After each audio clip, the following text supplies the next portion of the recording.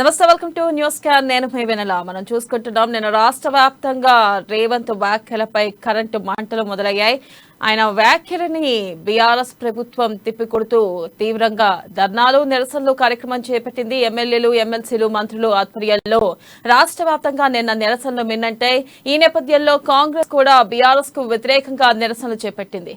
ఇప్పుడు రాజకీయం పరిస్థితి, తెలంగాణలో రాజకీయం బీఆర్ఎస్ వర్సెస్ కాంగ్రెస్ అన్నట్లుగా తయారైంది. ఇక మొదటగా ఈనాడు చూసుకుందాం. ఈనాడులో కరెంటు మంటలు, రేవంత్ వ్యాఖ్యలతో వేడెక్కిన రాజకీయం, బారాస కాంగ్రెస్ ల పోటాపోటీ నిరసనలు. వ్యవసాయానికి ఉచిత విద్యుత్పై కాంగ్రెస్ రాష్ట్ర అధ్యక్షుడు రేవంత్ రెడ్డి చేసిన వ్యాఖ్యలు రాష్ట్రంలో దుమారం లేపాయి. ఇటు బీఆర్ఎస్, అటు కాంగ్రెస్ ఇరు పార్టీలు పరస్పర ఆరోపణల అస్త్రాలను సంధించుకుంటున్నాయి. రేవంత్ వ్యాఖ్యలకు నిరసనగా బారాస కార్యనిర్వాహక అధ్యక్షుడు మంత్రి కేటీఆర్ పిలుపు మేరకు బుధవారం ఆ పార్టీ శ్రేణులు రాష్ట్ర వ్యాప్తంగా వివిధ రూపాల్లో ఆందోళనలు నిర్వహించాయి. ఇక మంత్రులు, ఎమ్మెల్యేలు, ఎమ్మెల్సీల నేతల ఆధ్వర్యంలో దిష్టిబొమ్మల దహనాలు, ధర్నాలు చేశారు. ఇక ప్రధానంగా చూసుకున్నట్టయితే కరెంటు మంటలు నెలకొన్నాయి రాష్ట్ర వ్యాప్తంగా. ఏదైతే ఉచిత విద్యుత్ 24 గంటల కరెంటు అనేది దానిపై రేవంత్ వ్యాఖ్యానించారో అప్పటి నుంచి రాష్ట్ర వ్యాప్తంగా మంటలు నెలకొన్నాయి. నిన్న ఈ మంటలు తీవ్ర స్థాయిలో ఎగిసిపడ్డాయి. ఇది చూస్తున్నట్టయితే రాష్ట్ర వ్యాప్తంగా నిన్న ఎమ్మెల్యేలు, ఎమ్మెల్సీలు, అలాగే మంత్రులు, నాయకుల నేపథ్యంలో నిన్న రాష్ట్ర వ్యాప్తంగా నిరసనలు చేపట్టారు. దహనాలు, ధర్నాలు, రాస్తారోకలు కూడా చేపట్టారు. ఇలాగే అటుపక్క చూసుకున్నట్టయితే బీఆర్ఎస్ ఒకటే అంటుంది, రేవంత్ వ్యాఖ్యలపై తీవ్రంగా ఖండించడమే కాకుండా మేము 24 గంటలు కరెంట్ ఇస్తున్నాం, మీరు ఉచిత కరెంట్ ఇవ్వకుండా రాష్ట్రాన్ని మళ్లీ అంధకారంలోకి తీసుకెళ్తారా అంటూ కూడా ఘాటు వ్యాఖ్యలు చేయడం జరిగింది. మరో పక్కన చూసుకున్నట్టయితే ఈ విషయంపై ఎస్పెషల్లీ కేటీఆర్ స్పందించారు. కేటీఆర్ ఏమని స్పందించారంటే, మీకు 3 పంటల కేసీఆర్ కావాలా, 3 గంటల కరెంట్ కావాలా, లేకపోతే మతం పేరిట మంటలు కావాలా అంటూ కూడా ఆయన తీవ్రంగా వ్యాఖ్యానించడం జరిగింది. ప్రధానంగా చూసుకున్నట్టయితే కేటీఆర్ వ్యాఖ్యలు ట్విట్టర్ వేదికగా దుమారం రేపాయి. తెలంగాణ రైతులు ఏం కావాలో తేల్చుకోవాల్సిన సమయం, తరుణం వచ్చేసింది, మీరు తేల్చుకోండి అంటూ కూడా ఆయన వ్యాఖ్యలు చేయడం జరిగింది. ఈ నేపథ్యంలో పక్కన రేవంత్ కూడా ఘాటుగా ట్విట్టర్ వేదికగా ప్రతిస్పందించారు. ఆయన 3 గంటల కరెంటుపై అనాచరణలు దుష్ప్రచారం చేసిన, 3 చెరువులు నీరు తగిన మూడోసారి అధికారం అనేది కళ అంటూ కూడా ఆయన ఘాటు వ్యాఖ్యలు చేయడం జరిగింది. ప్రధానంగా చూసుకున్నట్టయితే రేవంత్ ఈ మేరకు ట్విట్టర్ వేదికగా ఘాటు వ్యాఖ్యలు చేశారు. అలాగే రేవంత్ అమెరికా పర్యటన అర్థాంతరంగా ముగించుకొని ఇండియాకు కూడా బయలుదేరడం జరిగింది. ప్రధానంగా రాష్ట్రంలో నెలకొన్న పరిస్థితుల నేపథ్యంలో రేవంత్ ఈ మేరకు అమెరికా నుంచి తిరుగు ప్రయాణం జరిగింది. ఇక నెక్స్ట్ న్యూస్ చూసుకున్నట్టయితే ఇది నియోజకవర్గానికి 50 కుటుంబాలు, 15 బీసీ కులవృత్తుల వారికి ₹1,00,000 ఆర్థిక సాయం, తొలి విడత పంపిణీకి ఏర్పాట్లు. రాష్ట్రంలో బీసీ కులవృత్తుల కుటుంబాలకు ₹1,00,000 ఆర్థిక సాయం పంపిణీకి జిల్లా యంత్రాంగం ఏర్పాట్లు చేస్తుంది. ఇక ఈ పథకాన్ని గత నెలలో సీఎం ప్రారంభించిన తర్వాత తొలి విడత కింద ఈ నెల 15న నియోజకవర్గానికి 50 కుటుంబాల చొప్పున సాయం అందించేందుకు కసరత్తు చేస్తున్నారు. ఈ పథకం కోసం బీసీ కార్పొరేషన్ కు ఏడాది బడ్జెట్ లో ఇచ్చిన 300 కోట్లకు అదనంగా మరో 200 కోట్లను ప్రభుత్వం మంజూరు చేసింది. ఇందులో 400 కోట్లను ఇప్పటికే విడుదల చేసింది.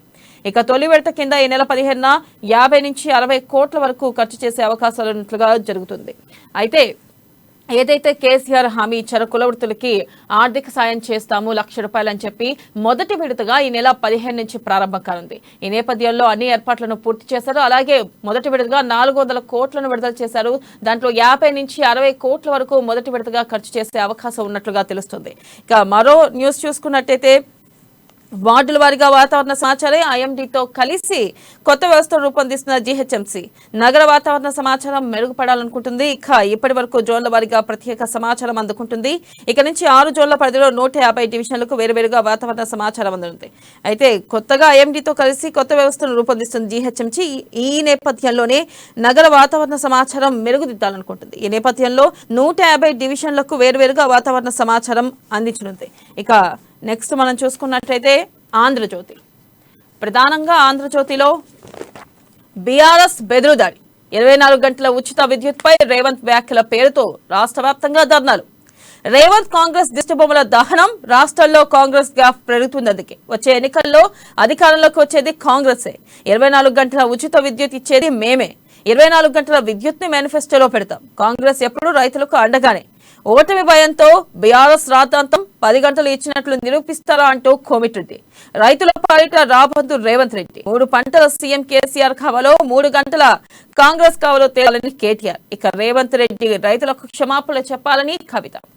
నిన్నటిదా కాంగ్రెస్ పేరెత్తడానికి కూడా ఇష్టపడిన బీఆర్ఎస్ ఒక్కసారిగా ఆ పార్టీని టార్గెట్ చేసింది. అధినేత నుంచి కింది స్థాయి కార్యకర్త దాకా కాంగ్రెస్ ను లెక్కలో కూడా తీసుకొని అధికార పార్టీ ఇప్పుడు ఆ పార్టీ పైన విమర్శలు ఎక్కుపెట్టింది. ఇక కాంగ్రెస్ నేతలు చేసే వ్యాఖ్యలను ఏ మాత్రం పట్టించుకొని గులాబీ దళం ఇప్పుడు ఆ పార్టీ రాష్ట్ర అధ్యక్షుడు చేసిన వ్యాఖ్యలపై ధర్నాలు, దిష్టిబొమ్మల దహనాలు చేపట్టింది. మనం పక్కన చూసుకున్నట్టయితే నిన్నటిదాకా అసలుకి బీఆర్ఎస్ పార్టీ కాంగ్రెస్ ని లెక్కలో కూడా అంటే కనీసం పట్టించుకోలేదు.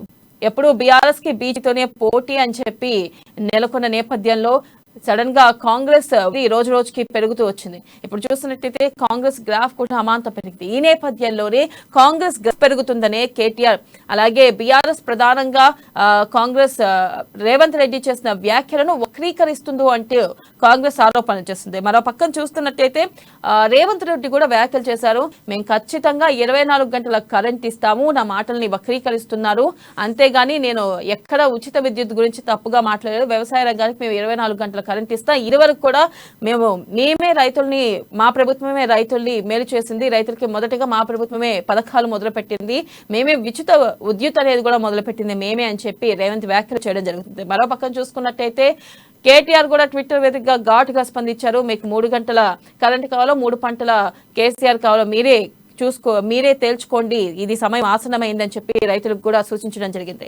ఇక మరొక న్యూస్ చూసుకున్నట్టయితే బెంగళూరు భేటీకి సోనియా, కేజ్రీవాల్ సహా 24 పార్టీల నేతలకు ఆహ్వానం, బీజేపీ మాజీ మిత్రులకు పిలుపు, ఎన్సీపీ నుంచి భేటీకి శరద్ పవార్, విపక్షాల మలియ విడత ఐక్యత సమావేశానికి యూపీఏ చైర్పర్సన్ కాంగ్రెస్ అగ్రనేత సోనియా గాంధీ హాజరు కానున్నారు. ఈ నెల 17వ తేదీన బెంగళూరులో నిర్వహించే విందు భేటీలో ఆమె కూడా పాల్గొంటారని కర్ణాటక ఉప ముఖ్యమంత్రి డీకే శివకుమార్ వెల్లడించారు.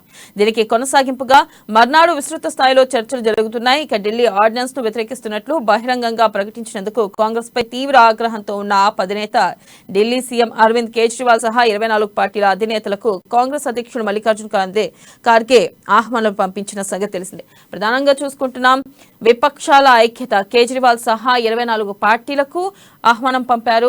అలాగే బీజేపీ మాజీ మిత్రులకు కూడా పిలుపునిచ్చారు. ఇక ఎన్సీపీ నుంచి శరద్ పవార్ కూడా హాజరు కానున్నట్లు తెలుస్తుంది. ఈ నేపథ్యంలో ఒకవేళ అంటే ఆల్రెడీ కొంచెం కాంగ్రెస్ కి అలాగే కేజ్రీవాల్ కి మధ్య కొంచెం గ్యాప్ ఏర్పడింది. ఈ నేపథ్యంలో ఆయన హాజరవుతారా లేదా? ఇప్పుడు ఈ 24 పార్టీల్లో కేజ్రీవాల్ హాజరుపై కొంత సందిగ్ధత నెలకొంది. మరో న్యూస్ చూసుకున్నట్టయితే కేశవనగర్ బడి చూస్తే కన్నీళ్ళు వచ్చాయి. మెట్లు సరిగ్గా లేవు, రాళ్ల మధ్య ఆటలు, బాలికల మరుగుతోటి వద్ద పందులు. ఈ స్థితి నేనెప్పుడు ఎక్కడా చూడలే. మా డ్రైవర్ చెబితే తప్ప బడి అని నమ్మలే. బడి దత్తత పూర్తి తాతయే అని హిమాంశు ప్రకటన. మనం చూసుకున్నట్టయితే ముఖ్యమంత్రి కేసీఆర్ మనవడు మంత్రి కేటీఆర్ కుమారుడు హిమాంశురావు తీసుకున్న ఓ సంకల్పం పూర్తయింది. హైదరాబాద్ గౌరీదొడ్లోని కేశవ్ నగర్ ప్రభుత్వ ప్రాథమిక పాఠశాల ఆధునిక హంగులను సంతరించుకుంది. ప్రధానంగా చూసుకున్నట్టయితే కేశవ్ నగర్ బడిని విరాళాలు కట్టించినట్టు హిమాంశు ప్రకటించాడు. అయితే ఈ బడి దత్తతకు స్ఫూర్తి తాతే అని చెప్పి వ్యాఖ్యానించడం జరిగింది. ఆ స్కూల్ కి విరాళాల నేపథ్యంలో మరుగుదొడ్లను వాటిని కట్టించాడు. అయితే ప్రధానంగా మెట్లు లేవు, రాళ్ల మధ్య ఆటలాడుకున్నారు. కనీసం బాలికలకు మరుగుదొడ్లు లేని నేపథ్యంలో నేను ఏదైతే విరాళాలు సేకరించి స్కూల్ ని బాగు చేయడం జరిగింది అని చెప్పి కూడా హిమాంశు వ్యాఖ్యానించడం జరిగింది. మరో న్యూస్ చూసుకున్నట్టయితే మహోగ్ర యమున 45 ఏళ్ల కిందట వరదను మించిన ప్రవాహం. 1978లో 207 మీటర్లు, నేడు 208.05. ఇక ఉత్తర ఢిల్లీలో కొన్ని చోట్ల రోడ్లపైకి వరద. హర్యానా నీటి విడుదల వేగం తగ్గించండి, వర్షాలు లేకున్నా భారీ వరదకు ఇదే కారణం. కేంద్రాన్ని సాయం కోరిన సీఎం కేజ్రీవాల్. సురక్షిత ప్రాంతాలకు వేలాది మంది తరలింపు. ఉత్తరాదిన పొంగి పడుతున్న అన్ని నదులు. ఉత్తరాఖండ్ లో 2 రోజుల నుంచి అతి భారీ వర్షాలు మనం చూసుకుంటున్నాం. దేశ రాజధాని ఢిల్లీలో యమునా నది మహోగ్ర రూపం దాల్చింది. ఇటీవల కాలంలో ఎన్నడూ లేనంత స్థాయిలో పోటెత్తింది. పరివాహకంలోని మార్కెట్లు, ఇల్లు నీట మునిగాయి. చూసుకున్నట్టయితే ఏదైతే హిమాచల్ ప్రదేశ్ లో ప్రధానంగా వరద దాటికి ఢిల్లీలో కూడా వర్షాల నేపథ్యంలో తీవ్ర ఉగ్ర రూపం దాల్చింది నది. అలాగే దాదాపు ఆ మార్కెట్లో ఇల్లు, ఏదైతే నది సమీపానికి దగ్గరలో ఉన్న ఇల్లు, అలాగే రైతు మార్కెట్లు అన్ని నీళ్లతో నిండిపోయినాయి. ఒక పక్కన చూసుకుంటున్నాం ఎంతో మంది పరివాహక మార్కెట్లు, ఇల్లు మునిగాయి. ఇక వేలాది మంది నిరాశ్రులయ్యారు, సురక్షిత ప్రాంతాలకు తరలించారు. పరిస్థితి నేపథ్యంలో కేజ్రీవాల్ ఉన్నతాధికారులతో సమావేశమయ్యి కేంద్రాన్ని ఆయన సాయం కోరడం జరిగింది. నెక్స్ట్ పేపర్ చూసుకున్నట్టయితే వెలుగు. వెలుగులో ప్రధానంగా చూసుకున్నట్టయితే బీఆర్ఎస్ ధర్నాకు పోలీసుల కాపలా, స్టూడెంట్లపై ఉక్కుపాదం. రేవంత్ రెడ్డి వ్యాఖ్యలకు నిరసనగా బుధవారం బీఆర్ఎస్ ఎమ్మెల్సీ కవిత సహా పార్టీ నేతలు హైదరాబాద్ లోని విద్యుత్ శాఖ ముందు పెద్ద ఎత్తున ధర్నా చేశారు. ఇక వారికి పోలీసులు దగ్గరుండి స్వాగతాలు పలికారు. చుట్టూ నిలబడి కాపలా కాశారు. నాలుగు దిక్కుల గంటల కొద్ది కిలోమీటర్ల పొడవున ట్రాఫిక్ జామ్ అయినా జనం తిప్పలు పడ్డా నిరసన చేస్తున్నారు నేతలు. పోలీసులు కనీసం పక్కకు కూడా చూడలేదంటూ కూడా వ్యాఖ్యానించడం జరిగింది. ప్రధానంగా చూసుకున్నట్టయితే ఒక పక్కన ప్రజలు ఇబ్బందులు పడుతున్నా ఏం చేస్తున్నారు ధర్నాలతో, కనీసం పోలీసులు బీఆర్ఎస్ కి కాపలా కాస్తుంది తప్ప ప్రజల గురించి ఆలోచించట్లేదు అని ప్రధానంగా ఈ వార్తలో ప్రచురితమైంది. అలాగే మనం చూసుకున్నట్లయితే స్టూడెంట్లపై ఉక్కుపాదం. సర్కార్ స్కూళ్లలో సౌలతులు కల్పించాలని డిమాండ్ చేస్తూ బుధవారం పలు స్టూడెంట్ యూనియన్ల నేతలు హైదరాబాద్ లోని మంత్రుల ఇండ్ల ముందు నిరసన తెలిపేందుకు ప్రయత్నించారు. వారిపై పోలీసులు లాఠీచార్జ్ చేశారు. పిడిగుద్దులతో విరుచుకుపట్టారు. ఈడ్చుకెళ్లి వాహనాల్లో ఎక్కించారు. ఇక దాదాపు 60 మందిని బంజారాహిల్స్ పోలీస్ స్టేషన్ కి తరలించారు. అరెస్టులను వ్యతిరేకిస్తూ గురువారం రాష్ట్ర వ్యాప్తంగా నిరసన చేపట్టాలని స్టూడెంట్ యూనియన్లు నిర్ణయించారు. మనం చూసుకున్నట్టయితే ఏదైతే సర్కార్ స్కూళ్లలో సౌలతులు కల్పించాలంటూ కూడా డిమాండ్ చేశారు. ఈ నేపథ్యంలో పోలీసులు వారిపై విరుచుకుపడినట్టు తెలుస్తుంది. అయితే ప్రధానంగా గురువారం రాష్ట్ర వ్యాప్తంగా నిరసన చేపట్టాలని స్టూడెంట్ యూనియన్లు నిర్ణయించాయి. మరో న్యూస్ చూస్తున్నట్టయితే పోడు పట్టాల దందా, లీడర్లు ఆఫీసర్ల కుమ్మక్కు, ప్రభుత్వ ఉద్యోగులకు నాన్ ట్రైబల్స్ కు హక్కు పత్రాలు. ఎఫ్ఆర్సీ అప్రూవల్ లేకుండా నేరుగా అర్హుల లిస్ట్, ఎకరానికి 50,000 దాకా వసూలు. మహబూబాబాద్, నిర్మల్ జిల్లాలో బయటపడ్డ అక్రమాలు, నష్టపోతున్న అర్హులు న్యాయం కోసం ఆందోళనలు. పోడు సాగు చేసుకుంటున్న ట్రైబల్స్ కు అందాల్సిన పోడు హక్కు పత్రాలు అనర్హుల పాలవుతున్నాయి. కొందరు నాయకులు, అధికారులు కుమ్మక్కే నాన్ ట్రైబల్స్ కు, గవర్నమెంట్ ఎంప్లాయీస్ కు, లీడర్ల బినామీలకు పట్టాలు ఇచ్చేస్తున్నారు. ఇందుకోసం ఎకరాకి 50,000 రూపాయలు ఆ పేనే తీసుకుంటున్నట్లు ఆరోపణలు ఉన్నాయి. ప్రధానంగా చూసుకున్నట్టయితే ఏదైతే ప్రభుత్వం నిర్ణయించి పోడు పట్టాలకు అర్హత కల్పించి ప్రధానంగా గిరిజనులకి ఈ పోడు పట్టాల భూమి పంపిణీ చేయబోతుంది. ఆ నేపథ్యంలో కనీసం ఎఫ్ఆర్సీ అప్రూవల్ లేకుండానే నేరుగా లిస్టు తయారు చేసింది. పైగా ఏంటంటే అర్హులకు కాకుండా అనర్హులకి ఇస్తున్నట్టు ఆరోపణలు బయటకు వచ్చాయి. దాదాపు ఎకరాకి 50,000 నుంచి ఇంకా ఎక్కువే తీసుకున్నట్లు కూడా ఆరోపణలు బయటపడ్డాయి. ఈ నేపథ్యంలో మహబూబాబాద్, నిర్మల్ జిల్లాలో అక్రమాలు బయటపడ్డాయి. ఇక నష్టపోతున్నామని అర్హులు రోడ్డుపైకి వచ్చి ధర్నాలు చేయడం నెలకొంది. ఇక పోటాపోటీగా నిరసనలు, రేవంత్ వ్యాఖ్యలపై బీఆర్ఎస్ వక్రీకరిస్తున్నారని కాంగ్రెస్ ఆందోళన, దిష్టిబొమ్మల దహనాలు, విమర్శలు. హైదరాబాద్ లో భారీగా ట్రాఫిక్ జామ్, నరకం చూసిన నగరవాసులు. బీఆర్ఎస్, కాంగ్రెస్ నేతలు పోటాపోటీ నిరసనతో హోరెత్తించారు. వ్యవసాయానికి 3 గంటల ఫ్రీ కరెంట్ చాలు అంటూ రేవంత్ కామెంట్లు చేశారని, ఫ్రీ కరెంట్ ను ఎత్తివేసేందుకు కాంగ్రెస్ కుట్ర పన్నుతుందని ఆరోపిస్తూ బుధవారం అధికార పార్టీ నేతలు రోడ్ల మీదకు వచ్చారు. ఇక హైదరాబాద్ లో విద్యుత్ సౌధ వద్ద ఎమ్మెల్సీ కవిత కూడా ఆందోళన పాల్గొన్నారు. ప్రధానంగా చూసుకున్నట్టయితే నిన్న దాదాపు చాలా వరకు ట్రాఫిక్ కూడా నిలిచిపోయింది. ఏదైతే రేవంత్ 3 గంటలే అని చెప్పి వ్యాఖ్యానించడం జరిగింది అంటూ ప్రధాన ఆరోపణలతో బీఆర్ఎస్ రాష్ట్ర వ్యాప్తంగా నిరసనల నేపథ్యంలో బాగా హోరెత్తింది. నిరసనలు వెల్లివెలిసినాయి. అయితే కవిత ఈ మేరకు విద్యుత్ సౌధ వద్ద ఆవిడ ధర్నా నిర్వహించారు. ఈ నేపథ్యంలో పూర్తిగా రాష్ట్ర వ్యాప్తంగా ఎక్కడికక్కడ ట్రాఫిక్ స్తంభించిపోయింది. అయినా సరే నిరసనలు ఆగలేదంటూ కూడా వ్యాఖ్యానించడం జరిగింది. ఇక దీనిపై పూర్తి విశ్లేషణను మనకు అందించడానికి మన సీనియర్ జర్నలిస్ట్ కృష్ణమూర్తి ఉన్నారు, వారితో మాట్లాడతాం. కృష్ణమూర్తి, చెప్పండి, మనం చూస్తున్న రేవంత్ వ్యాఖ్యలపై రాష్ట్ర వ్యాప్తంగా దుమారం జరిగింది. ఓ రేంజ్ లో నిరసనల సెగలు బయటపడుతున్నాయి. మనం చూసుకున్నట్టయితే నిన్నంతా రాష్ట్ర వ్యాప్తంగా బీఆర్ఎస్ వర్సెస్ కాంగ్రెస్ అన్నట్లుగా నడిచింది. బీఆర్ఎస్ ప్రధానంగా రేవంత్ 3 గంటల కరెంటే ఇస్తానంటున్నారు, మళ్ళీ రాష్ట్రాన్ని అంధకారంలోకి తీసుకురావాలంటున్నారని చెప్పి ఎమ్మెల్సీలు, ఎమ్మెల్యేలు, అలాగే చూసుకున్నట్టయితే నాయకులు కూడా రోడ్డుపైకి వచ్చి ధర్నాలు చేశారు. అలాగే ఇటు పక్కన మా వ్యాఖ్యలను వక్రీకరిస్తున్నారంటూ కూడా కాంగ్రెస్ నేతలు రోడ్లపైకి వచ్చి వాళ్ళు కూడా ధర్నాలు, నిరసనలు చేశారు. దీనిపై మీరేమంటారు? అసలుకి వాస్తవానికి కాంగ్రెస్ పార్టీ చేసినటువంటి ఏదైతే అంటే రేవంత్ రెడ్డి చేసినటువంటి వ్యాఖ్య వీళ్ళు వక్రీకరించారు అధికార బీఆర్ఎస్. అంటే అధికార బీఆర్ఎస్ పార్టీకి కానీ సీఎం కేసీఆర్ కుటుంబ సభ్యులకు కానీ ప్రజలను తప్పుదోరితో పట్టించడం అనేది చాలా అత్యంత సులభమైన మార్గం. వల్ల సీజన్ మొదలైంది, వ్యవసాయ సీజన్ మొదలైంది. కొన్ని చోట్ల వర్షాలు పడుతున్నాయి, కొన్ని చోట్ల వర్షాలు పడట్లేదు. విత్తనాలు, ఎరువులు వీటిని సక్రమంగా అందించాల్సిన బాధ్యత రాష్ట్ర ప్రభుత్వంపై. కొన్ని చోట్ల విత్తనాలు 2 సార్లు 3 సార్లు వేసిన మొలకెత్తని పరిస్థితి, అంటే వర్షం లేక, వర్షం చుక్కరాక. ఈ నేపథ్యంలో రైతులకు పెట్టుబడి అవసరం. ఎకరాకు 5,000 పెట్టుబడి ఇచ్చామని ఏదో పెట్టుబడి చేసినట్టు వాళ్ళని మిగతా అంశాల నుంచి డైవర్షన్ చేస్తా ఉన్నారు. బ్యాంకులు రుణాలు ఇచ్చే పరిస్థితి లేదు, రుణమాఫీ చేయకపోవడంతో రుణాలు ఇవ్వడం లేదు. కొంతమంది రైతుల అకౌంట్లను బ్యాంకర్స్ ఫ్రీజ్ చేశారు. వాళ్ళు ధాన్యం అమ్ముకున్న డబ్బులు దాంట్లోనే ఉండిపోతున్నాయి. తర్వాత రాష్ట్ర ప్రభుత్వం ఏదైతే రైతు సహాయం కోసం అని చేసిందో, రైతు బంధు ఎకరానికి 5,000, అవి అక్కడే ఉండిపోతున్నాయి. వాళ్ళకు డబ్బులు అందట్లేదు, డబ్బులకు ఇబ్బందిగా ఉన్నారు. ఈ నేపథ్యంలో రాష్ట్ర ప్రభుత్వం మీద రైతుల్లో ఆగ్రహం వెల్లువెత్తుంది. దీన్ని కప్పిపుచ్చాలంటే ఇది ఒక ఆయుధంగా తీసుకోవాలనుకున్నారు. అని రేవంత్ రెడ్డి చేసిన వ్యాఖ్యను వీళ్ళు ఒకసారి పరిశీలించి కూడా పరిశీలించలేదు అనట్లేదు, పరిశీలించిన తర్వాత కూడా కావాలని ఒక అర్థం చేయాలి. నాకు తెలిసి చరిత్రలో ఎక్కడ కూడా లేదండి, ఒక ప్రతిపక్ష పార్టీ పైన అధికారంలో ఉన్న పార్టీ ధర్నాలు చేయడం, రోడ్లు ఎక్కడం, ట్రాఫిక్ జామ్ చేయడం, దానికి పోలీసులు వలయంగా ఉండి వాళ్ళకి రక్షణ కల్పించడం చరిత్రలో ఎక్కడ లేదు. ఇది కూడా దేశానికి ఆదర్శమే. బీఆర్ఎస్ ప్రభుత్వంలో ఇలా ధర్నాలు చేయడం కూడా దేశానికి ఆదర్శమే. ప్రతి ఒక్కటి మేము దేశానికి ఆదర్శం అంటారు కదా, ఇది కూడా వీళ్ళు దేశానికి ఆదర్శమే. అధికారంలో ఉన్న పార్టీ ప్రతిపక్ష పార్టీ మీద ధర్నాలు చేయడం ఏంటి అసలు? రేవంత్ రెడ్డి చేసిన వ్యాఖ్యలు ఏంటంటే, 5 ఎకరాలు ఉన్న రైతు 3 గంటల పవర్ అంటే నాణ్యమైన విద్యుత్ ఇస్తే సరిపోతుంది, 24 గంటలు అనేది ఒక బోగసు అని చెప్పారు. కానీ నేను ఇవ్వను, 3 గంటలు మేము ఇవ్వము అధికారంలోకి వస్తున్నా ఎక్కడ చెప్పలేదు. అది వాళ్ళు గ్రహించాల్సిన అవసరం ఉంది. రైతుల ఇబ్బందులను పట్టించుకోకుండా నిర్లక్ష్యంగా, నిస్సిగ్గుగా, నిర్లజ్జగా వాళ్ళు ధర్నాలు చేయడం అనేది అది వాళ్ళ విఘ్నతగా వదిలేరు.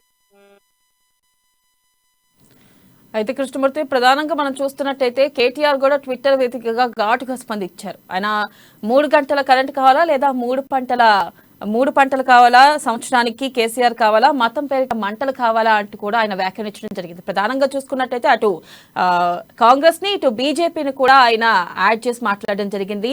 ఏది కావాలో మీరే నిర్ణయించుకోండి, ఇది తరుణం ఆసన్నమైంది, ఖచ్చితంగా రైతులు మీరే నిర్ణయించుకోవాలంటూ కూడా ఆయన ట్విట్టర్ వేదికగా వ్యాఖ్యానించారు.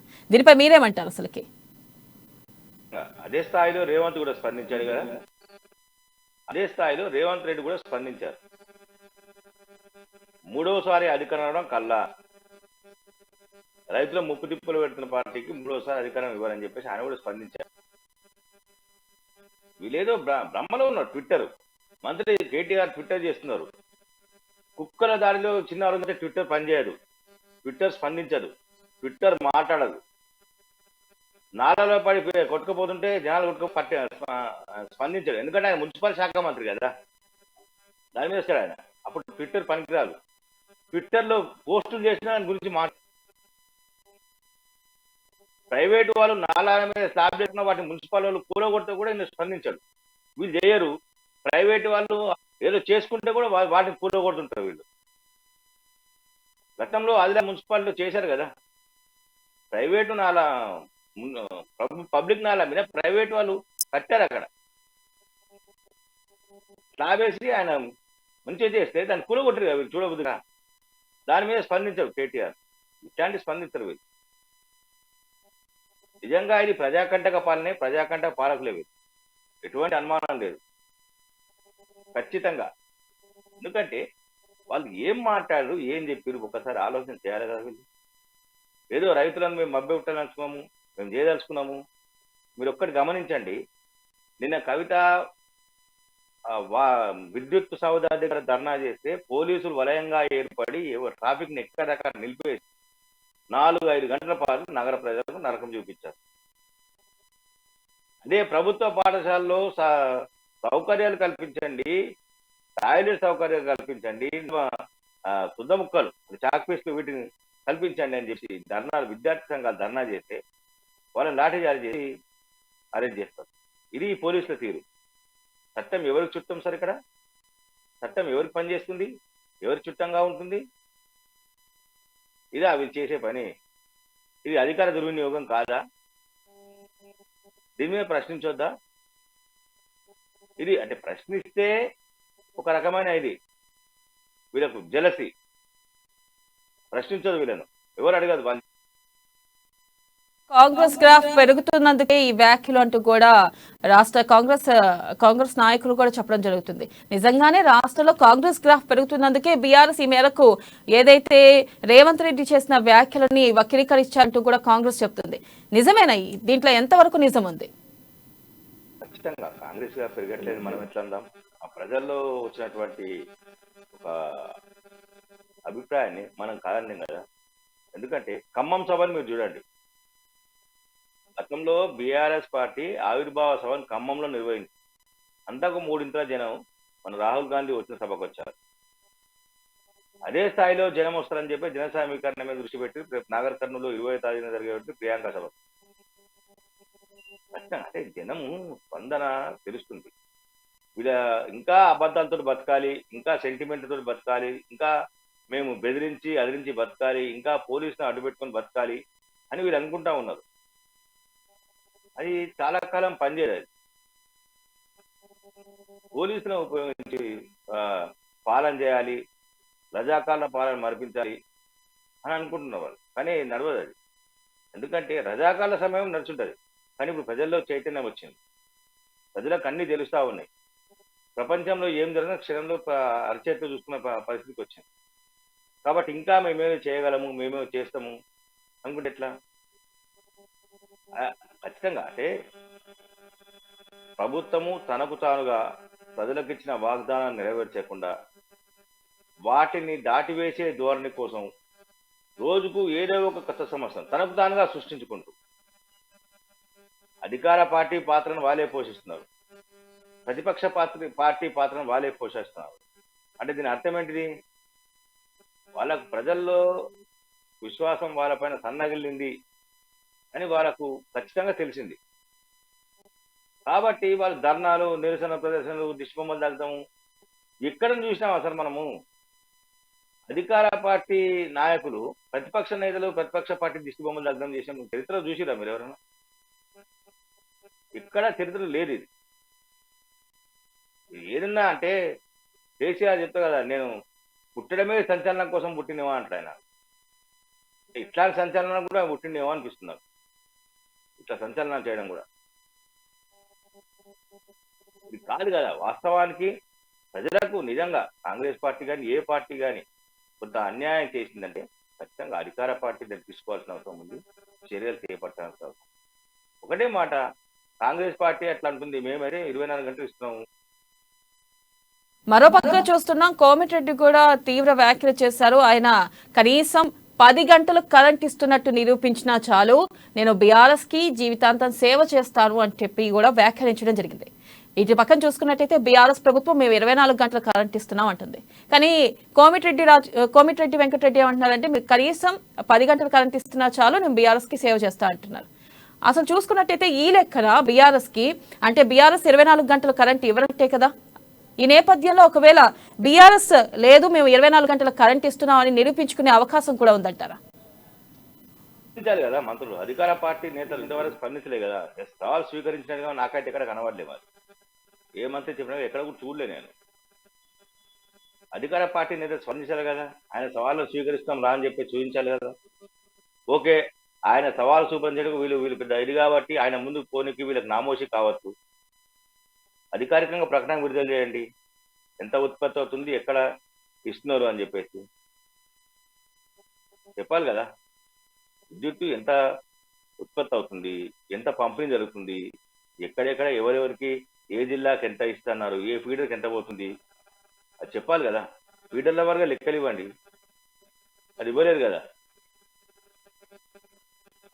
ఎక్కడమ్మా కరెంట్ పోగానే సబ్స్టేషన్లో ఫోన్లు స్విచ్ ఆఫ్ పెడుతున్నారు. అదేంటంటే మాకు తెలియదు, ఎప్పుడు వస్తుందో తెలియదు సార్, అందుకని ఏం చేయను ఊకే ఫోన్ చేస్తూ ఉంటారు కాబట్టి స్విచ్ ఆఫ్ పెడుతున్నాం అని చెప్తున్నారు వాళ్ళు. ఫోన్లు ఇంతకుముందు ల్యాండ్ లైన్ ఫోన్ మాట్లాడేవారు. అప్పుడు ల్యాండ్ లైన్ ఫోన్ తీసి పక్కకు పెట్టేవాళ్ళు. కానీ ఇప్పుడు సెల్ ఫోన్ వచ్చిన సెల్ ఫోన్ కూడా తీయట్లేదు, వీళ్ళు స్విచ్ ఆఫ్ పెడుతున్నారు. డీల్ ఫోన్ చేసి అవునా సార్ తెలియదా రాలేదా సార్ నిన్న మాట్లాడుతుండ అంటారు కదా. అంతే, వాళ్ళు కూడా ఎప్పుడో 10 సార్లు చేస్తే ఒకసారి. ఇది పరిస్థితి. క్షేత్రస్థాయిలో వెళ్ళి చూస్తే వీళ్ళకి అర్థమవుతుంది. ఏనాడన్నా కవిత కానీ లేకపోతే కేటీఆర్ కానీ హరీష్ రావు కానీ నాగాలు బట్టి దునిందా వీళ్ళు? కాలేసిరా కలుపు తీసిరా దుఃఖమేసి. మరో పక్కన చూసుకున్నట్టయితే కేజ్రీవాల్ తో సహా 24 పార్టీలకి 24 నేతలకి కూడా ఆహ్వానం పంపింది కాంగ్రెస్ అధిష్టానం.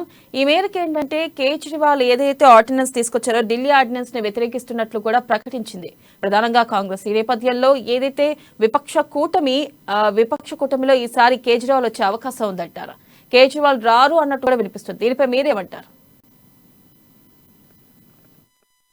గత కొంతకాలంగా కేజ్రీవాల్ ప్రభుత్వం కొంత విపక్షాలకు దూరంగా ఉండాలని నిర్ణయం తీసుకోవాలి. అంటే ఢిల్లీలో ఆయన ప్రభుత్వానికి ఉన్నటువంటి కొన్ని ఆప్షన్స్,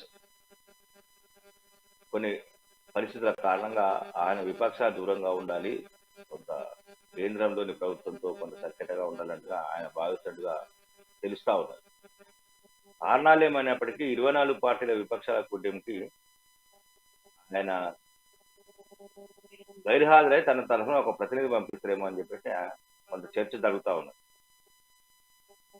ఈ సమావేశంలో అంటే లోక్సభ ఎన్నికల్లో 2024లో జరిగే లోక్సభ ఎన్నికల్లో విపక్షాల కూటమి కొంత ఐక్యత, ఆయా పార్టీల బలాబలాలు వీటి మీద కొంత చర్చ జరిగే అవకాశం ఉంది. ఇదే సమయంలో నరేంద్ర మోడీ ప్రభుత్వం మీద 9 ఏళ్ల పాలన మీద కొంత మరింత ఉధృతంగా ప్రజల్లోకి వెళ్ళాలి, ఆయన ప్రజా వ్యతిరేక నిర్ణయాలు, ప్రజా కంటక నిర్ణయాల మీద అని చెప్పేసి విపక్షాలు భావిస్తా ఉన్నాయి. దీనికి సంబంధించి ఇక్కడ కార్యాచరణ సిద్ధమయ్యే పరిస్థితులు, కార్యాచరణ ప్రకటించేందుకు కూడా అధికారులు అక్కడ నేతలు సిద్ధమవుతా ఉన్నారు. కొద్ది రోజుల క్రితం మహారాష్ట్రలో ఎన్సీపీ ప్రభుత్వాన్ని తీర్చి షిండే ప్రభుత్వంలో కొంతమంది చేర్చుకొని కొంతమందికి ముఖ్యమంత్రులు, మంత్రులు ఇవ్వడము, ఈ పరిణామాల మీద చర్చింది. అంటే ఒకవైపు విపక్షాలను ఏకం చేసేందుకు విపక్ష నేతలంతా కృషి చేస్తా ఉంటే, ఆ పార్టీలను చీల్చి వారిని బలహీనపరిచేందుకు బీజేపీ చేస్తున్న ప్రయత్నాలు, వీటి మీద స్పష్టంగా చర్చ జరిగే అవకాశం ఉంది. గతంలో మధ్యప్రదేశ్ లో కూడా ఇదే తరహాలో బీజేపీ పూర్తి స్థాయిలో మెజార్టీ మధ్యప్రదేశ్ ఎన్నికల్లో పూర్తి స్థాయిగా రానప్పటికీ ఆ తర్వాత కాంగ్రెస్ పార్టీని చీల్చి బీజేపీ అధికారంలోకి వచ్చింది. చాలా చోట్ల, చాలా రాష్ట్రాల్లో ఈ రకంగా జరిగింది. అంటే ఇవన్నీ జరుగుతూ ఉంటే మరొక కృష్ణమూర్తి, ఇక్కడ పోడు పట్టాల దందా అంటూ కొనసాగుతుంది. పోడు పట్టాల్లో ప్రధానంగా నాన్ ట్రైబల్స్ కి అలాగే ప్రభుత్వ ఆఫీసర్లకి పోడు పట్టాలు ఇస్తున్నారు, అర్హులకి పోడు పట్టాలు ఇవ్వట్లేదు. ప్రభుత్వం ప్రతిష్టాత్మకంగా తీసుకుని పోడు పట్టాలు పంపిణీ చేపడుతుంది. ఎన్నో ఏండ్ల వాళ్ళ కృషి తర్వాత ఈ పోడు పట్టాల పంపిణీ ప్రారంభించింది. దీంట్లో కూడా అవినీతి జరుగుతుంది. పైగా ఒక్కొక్కరి దగ్గర ఎకరాకి 50,000 నుంచి ఆ పైనే తీసుకుంటున్నారంటూ కూడా వార్త ప్రచురితమైంది. ఈ నేపథ్యంలో నాన్ ట్రైబల్స్ కిను అలాగే ప్రభుత్వ ఉద్యోగులకు ఇస్తున్నారు, అసలైన అర్హులకి ఇవ్వడం లేదు. దీనిపై అసలుకి ప్రభుత్వం దృష్టి సారించిందా? ఏం జరుగుతుంది అనే దానిపై ప్రభుత్వం దృష్టి సారించిందా లేదా అని తెలియదు కానీ హిందూ గణంలో సందేహం వలదని అవినీతికి బీఆర్ఎస్ నాయకులు కేరాఫ్గా మారిపోయారు. వారు ఎందులో అవినీతి చేయట్లేదు. గతంలో సీఎం కేసీఆర్ గారు చెప్పారు, దళిత బంధులో 3 లక్షలు ఇస్తున్న దగ్గర ఆధారాలు ఉన్నాయని చెప్పేసి ఓపెన్ గా చెప్పారు. ఎమ్మెల్యేలు వాళ్ళ అంచర్లు ఎవరెవరైనా దగ్గర ఉన్నాయని స్పష్టంగా చెప్పారు. అయినప్పటికీ వాళ్ళ మీద చర్యలు తీసుకోలేదు. అవినీతిని సాధించను, కన్నబిడ్డైనా అవినీతి పాల్పడితే వాళ్ళను తొలగిస్తున్న వాళ్ళ మీద కఠిన చర్యలు తీసుకుంటున్న ఉత్పాదనతో అణచివేస్తా అని చెప్పినటువంటి కేసీఆర్ గారు అక్కడ దళిత బంధులో తీసుకోలేదు. ఇసుక మాఫియా తెలియైపోతుంది, మట్టి మాఫియా తెలియైపోతుంది, భూ ఆక్రమణలు విపరీతంగా జరుగుతున్నాయి. ప్రతి ఎమ్మెల్యేలు ఏదో ఒక చోట భూములను ఆక్రమించారని చెప్పి ఆరోపణలు వస్తాం. వీటన్నింటి మీద విజిలెన్స్ కమిషన్ ద్వారా ఎంక్వైరీ చేయాలని చెప్పేసి గతంలో అనేక పర్యాయాలు డిమాండ్లు వచ్చాయి. కానీ ఈ డిమాండ్ని ఎవరు పట్టించుకునే పరిస్థితి లేదు, ఎవరు దీని గురించి ఆలోచన చేసే పరిస్థితి లేదు. కానీ కాంగ్రెస్ పార్టీ 3 గంటల రాగానే బయటకు రోడ్ల మీదకి వచ్చేసారు బీఆర్ఎస్ నాయకులు. మేమేదో సట్టపూసలము, మేమేదో బాగా చేస్తున్నాం, మేమేదో దేశానికి మొత్తం ఆదర్శంగా ఉంటున్నాము, మేము చాలా నీతి నిజాయితీగా పనిచేస్తున్నామని చెప్పారు. అవినీతి అనేది జరుగుతూ ఉన్నది. దీని మీద రాష్ట్ర ప్రభుత్వం ఖచ్చితంగా, అంటే గిరిపుత్రులకు మాత్రమే న్యాయం జరిగే విధంగా పోడు పట్టాలి దానికి సంబంధించి. ఎందుకంటే కొంతకాలంగా ఏళ్లుగా వాళ్ళు 4-5 దశాబ్దాలుగా కొట్లాడుతూ ఉన్నారు కాబట్టి 40-50 ఏళ్లుగా వాళ్ళు పోరాటాలు చేస్తా ఉన్నారు. అనేక సందర్భాల్లో అనేక కేసులలో వాళ్ళు పోలీసు స్టేషన్ ఇప్పటికీ పోలీస్ స్టేషన్ తిరుగుతా ఉన్నారు. కాబట్టి గిరిపుత్రులకు అటవీ భూములు కానీ పోడు భూములు కానీ అందాలి.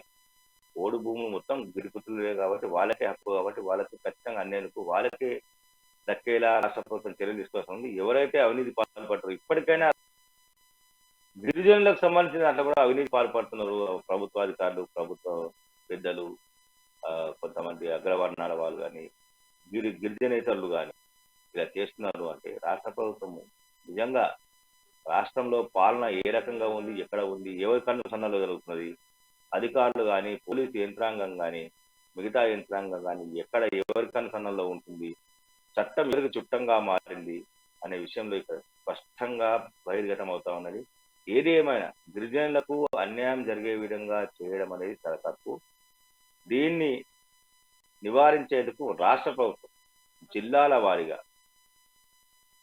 విజిలెన్స్ కమిషన్ వేసి, అంటే విజిలెన్స్ అధికారులు జిల్లాల వారీగా ఉంటారు, విజిలెన్స్ కమిషన్ ద్వారా జిల్లాల వారీగా విచారణ చేపట్టి పోడు పట్టాల్లో ఎవరికి ఎంత దక్కింది, ఎవరు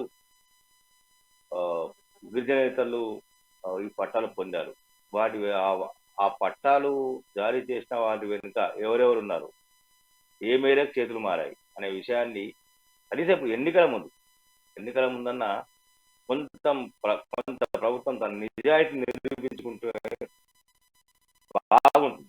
thank you. Right Krishnamurthy, thank you. చూసుకుంటున్నాం ఓ పక్కన తెలంగాణలో మంటలు రేగుతున్నాయి. ఏదైతే రేవంత్ రెడ్డి వ్యాఖ్యలు నేపథ్యంలో నిరసనల శాఖలు మొదలయ్యాయి. ఈ నేపథ్యంలో ఎంతవరకు దారి తీస్తే ఓ పక్కన ఏం జరుగుతుందంటే అమెరికా పర్యటన అర్థాంతరంగా ముగించుకొని రేవంత్ రెడ్డి కూడా ఇండియాకి రావడం జరుగుతుంది, హైదరాబాద్ కి వస్తున్నారు.